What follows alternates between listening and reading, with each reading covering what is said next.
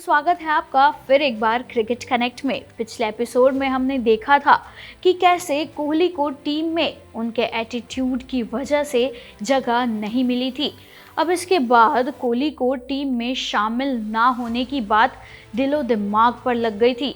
इसी फैसले ने कोहली के अंदर एक हंगर भी पैदा कर दी थी, उसकी तड़प को और बढ़ा दिया। जब उसने अगला मैच खेला तो डबल सेंचुरी बना डाली।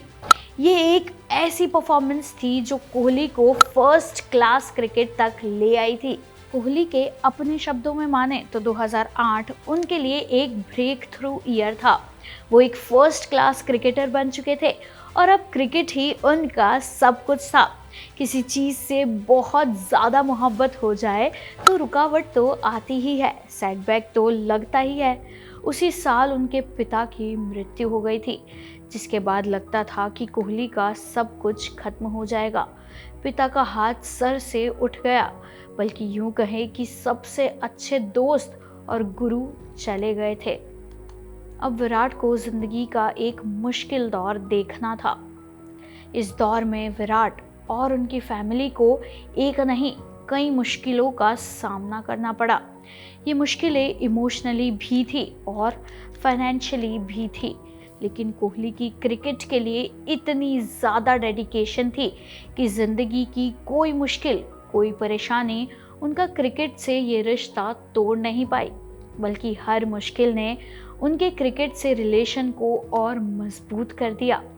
क्रिकेट ही उनकी दुनिया भी थी।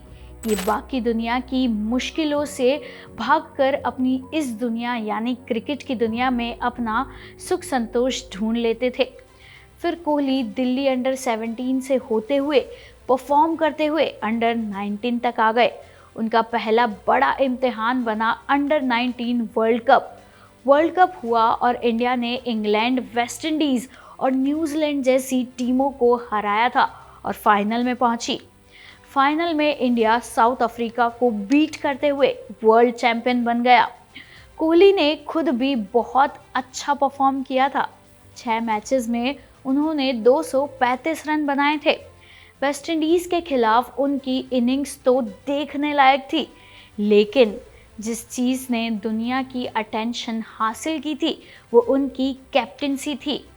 खैर, वर्ल्ड कप हो गया, इंडिया चैंपियन बन गया और यहाँ राहुल द्रविड़ कोहली से मिले और कहा कि मुझे उम्मीद है कि फ्यूचर में एक दिन आएगा जब इंडिया वर्ल्ड कप जीतेगा तो तुम उस टीम का हिस्सा होगे। वो वक्त वाकई आया, लेकिन बहुत बाद में।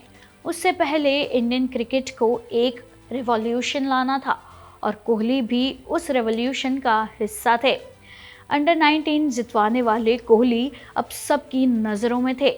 इंडियन प्रीमियर लीग का पहला साल था और कोहली जैसे यंग प्लेयर्स भी उस लीग में शामिल थे।